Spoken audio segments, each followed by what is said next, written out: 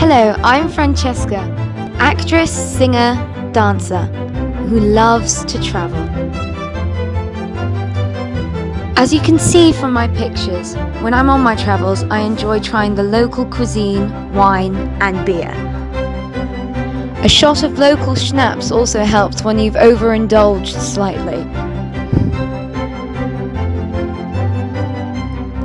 I enjoy visiting places with lots of history, but I also enjoy exploring the great outdoors, and I'm a little bit of an adrenaline junkie. So please subscribe to my channel and follow me on my adventures. Let's have some fun together. See you soon!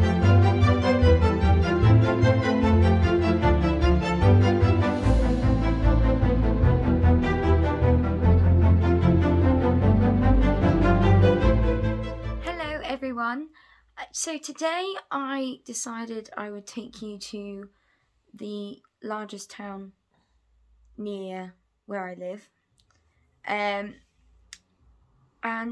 it's not as scenic and nice as Oundle last week, but this week I've got a really busy week because on Sunday it's my graduation ceremony, and I'm also having there's also a graduation ball, so I've got that to get ready for, so I couldn't stray too far from home. But whilst it's not out of this world exciting, there are a few really nice bits in Kettering, which is where I will take you. So I'm hoping you enjoy this little look into the town and the town's history. So we're in the market square of Kettering, and I think they finished renovating and updating this in 2012, I think, just before the Olympics, because I remember coming here and it was all new and shiny when the person was running with the torch through Kettering. But oh, and there's a new bakery. Oh yeah, there's a new bakery over there. We're going to go see what cakes we can get from there in a bit. Yeah, from Corby, but they've just opened up here as well. So. But down here we have a timeline of Kettering. And it ends in something really exciting. Yes, something very exciting. So first of all we have 100 to 300 AD. The Roman settlement was established. And then 425 to 475, Anglo-Saxon burials at Warren.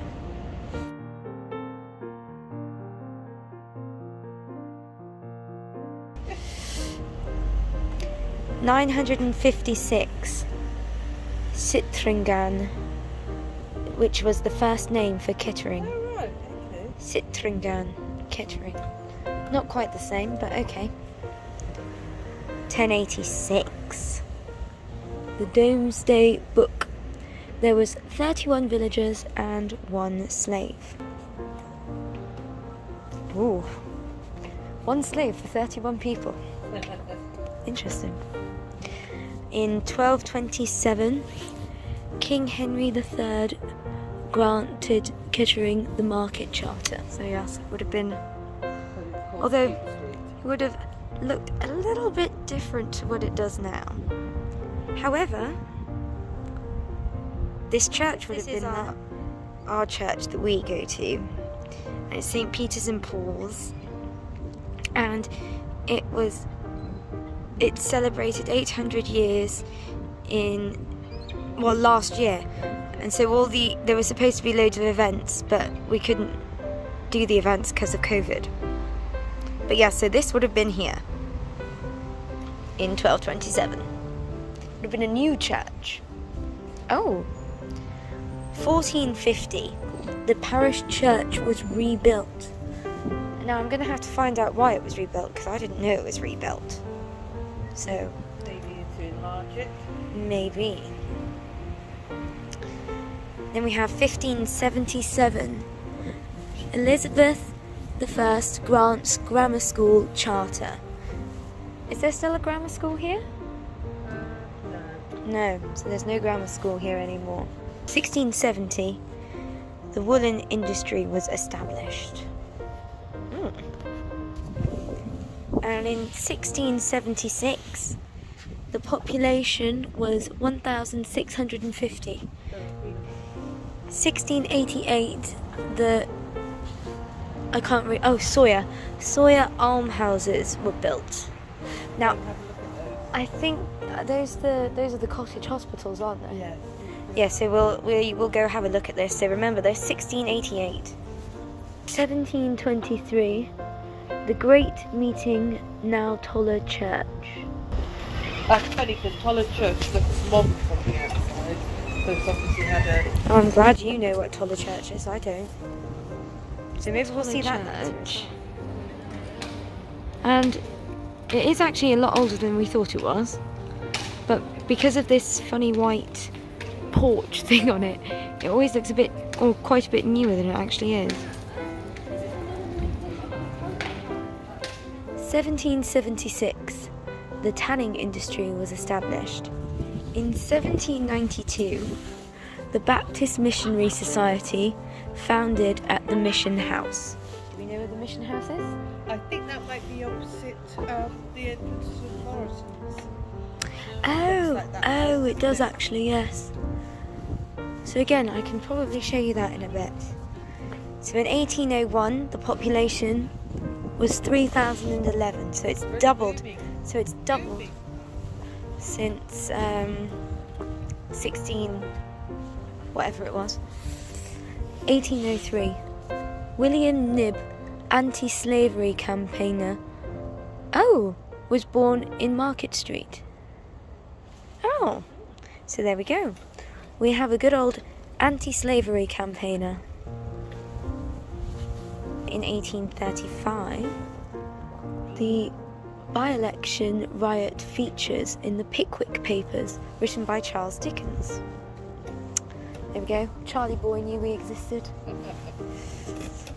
1838, the workhouse was built. Oh, it's now St Mary's Hospital. Which is the mental health hospital. Which is the mental health hospital. So we'll go have a look there. In 1851, the population was 5,198. Really boomed now. So it's a big difference. And then in 1854, Thomas Cooper Gotch, who I've never heard of. I have, because there's a school. Oh. Gotch.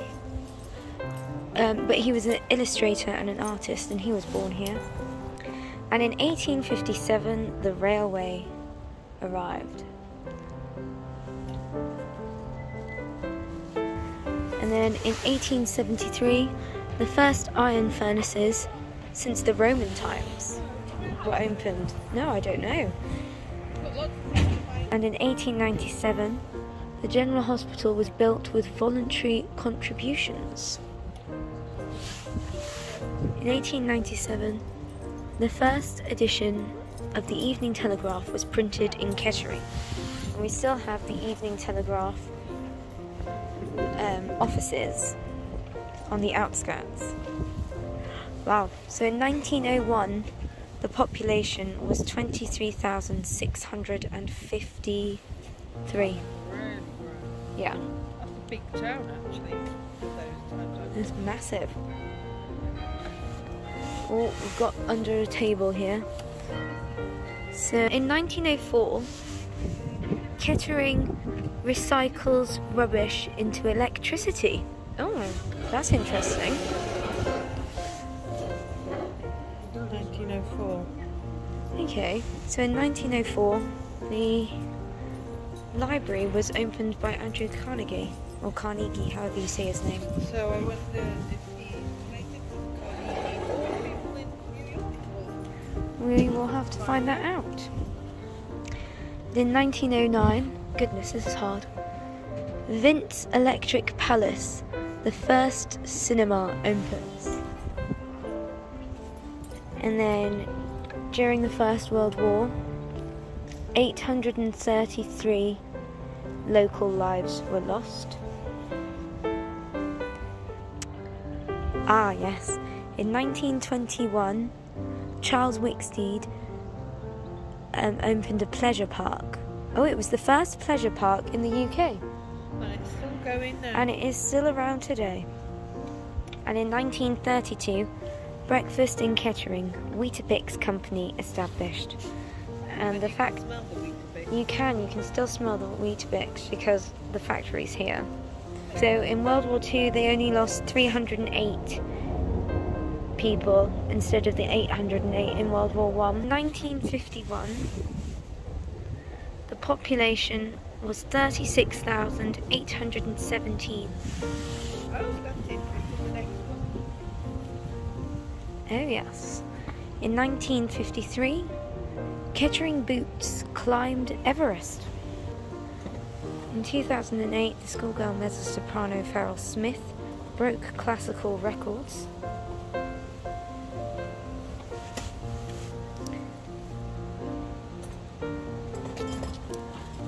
Ah, and here we go. I was talking about the Olympic torch relay.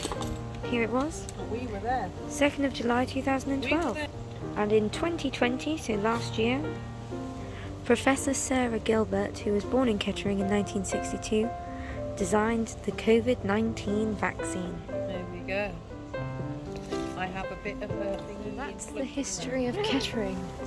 So here we are at St. Peter's and Paul's. So 1220 it was built. And these clocks here have actually just been re-gilded. I think it was last year.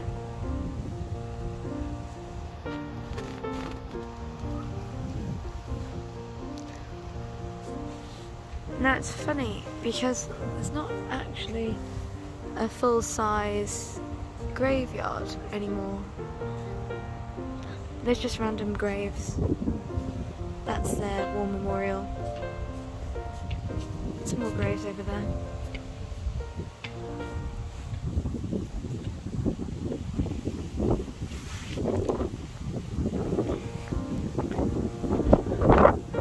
Oh, I was hoping to take you in because it's a lovely church. It's really oldie worldy, but it's shut at the moment. COVID has affected its opening times. Because it used to be open, you know, all the time in the day. But, I mean, look at that keyhole.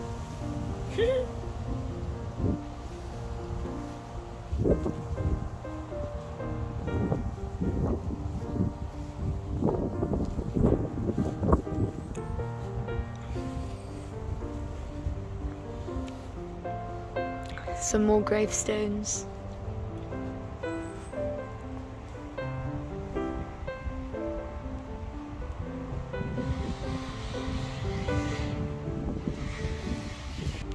That's the vestry.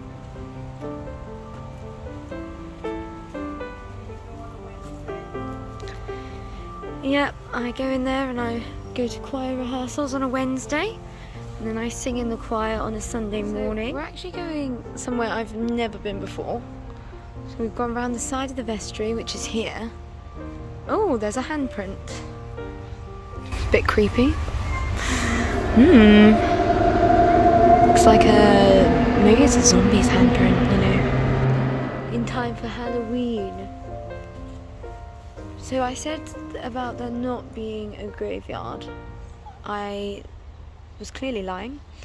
There is this, I mean this would have been the graveyard, but it's missing a lot of gravestones, so.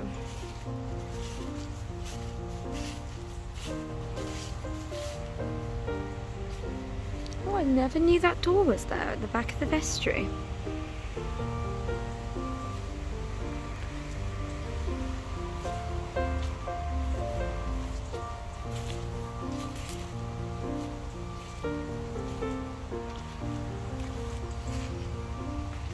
Somebody's been here drinking.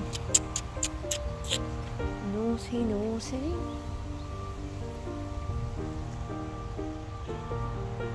But here we have the back of the church. So I've never ever seen this.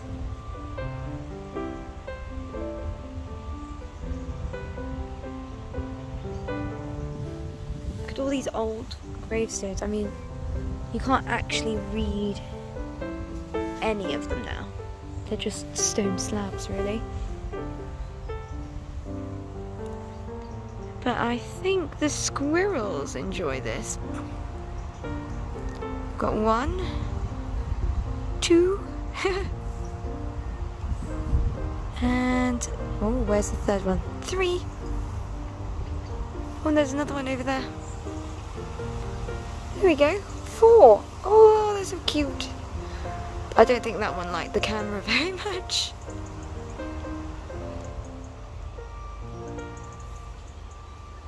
Here's the little gate into the rectory. Go round to the old bridge. The bells are ringing.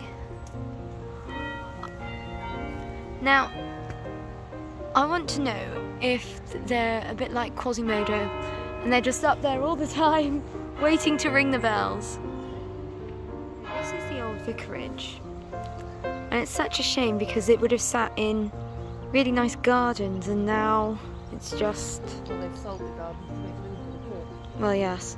So this is the old market street, and as you can see, it's all dressed up for Halloween. We've got little creepy skulls on the hanging basket things. No hanging baskets though. So through here is the Yards Bar and Kitchen. Now they do an open mic night, or they used to. I don't know if they still do.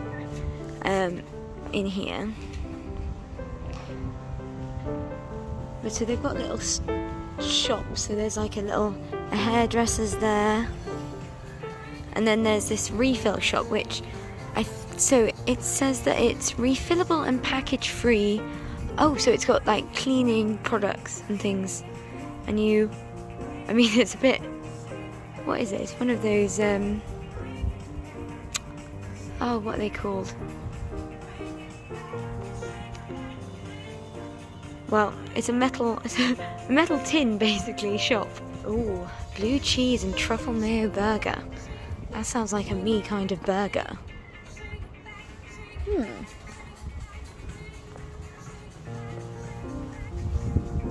So they've got loads of little shops.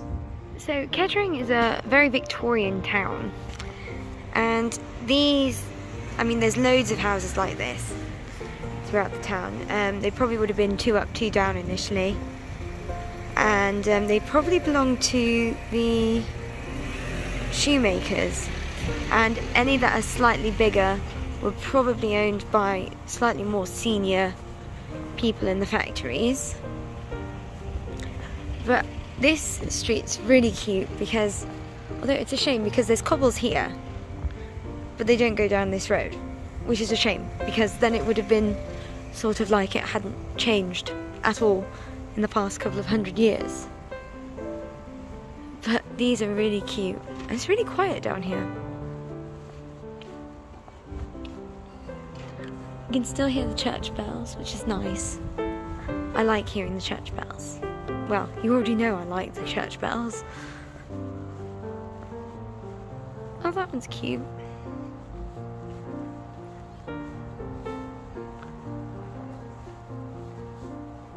So, once again, I've never actually been down here either.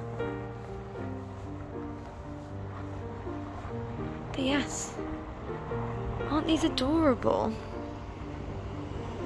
Unfortunately, like a lot of British towns and cities, in the 70s and 80s they renovated the city centres and the town centres, and there's loads of buildings like this one, this lovely Barclays Bank, and this lovely beautiful thing here.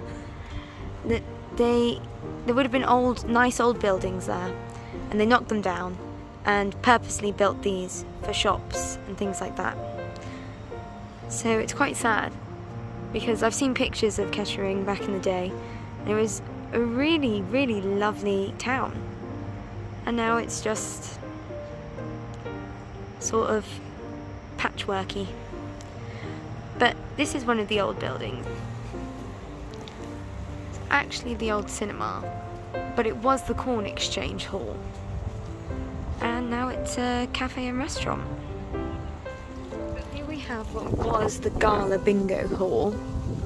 And it was down quite a few years ago actually. And then somebody decided, you know what, I'm going to go in there and I'm going to grow a load of marijuana. So we had when was it? I think it was 2 years ago, the police went in there and they found a load of marijuana growing. It was worth a ridiculous amount of money as well, wasn't it? I think there was something like £3 million worth of marijuana in there or something. Yeah, the heat was showing up on heat radars and things like that. So, whilst Barclays is in a horrible 80s building, NatWest is still in a nice old building. And so is HSBC. HSBC is actually in a really nice building. Wait a minute, there's actually a blue sign on it. I've never read the blue sign. Shall we go read that?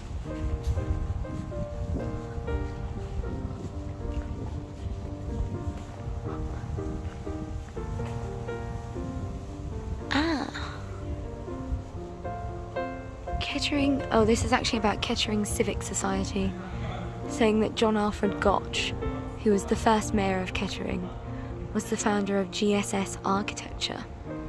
But I don't know if he might have lived in this building. But it's a nice house and it's also a nice place. This is the rather drab and depressing face of Kettering Town Centre today. I'll see if I can find a picture from a similar viewpoint from a couple of 100 years ago, and you'll see it was so much nicer then. However, the council have been granted several million, isn't it, to renovate the town centre and make it look a bit nicer. I don't know when they're going to start work on that because it's not started yet. Hopefully after COVID, well, not after COVID because COVID's going to be here forever, but hopefully soon they will get onto it and then we'll have a nicer town centre. Whilst Kettering isn't the most idyllic of towns, like Oundle from last week, it does have a few nice little gems in it. And this little cottage, Anthony M.J. Arston, who was a writer and a historian, he was born here and he died here. And he was born in 1913 and he died in 2002. And this was his little cottage. And it's so cute. You look at the little stones, the little stone faces.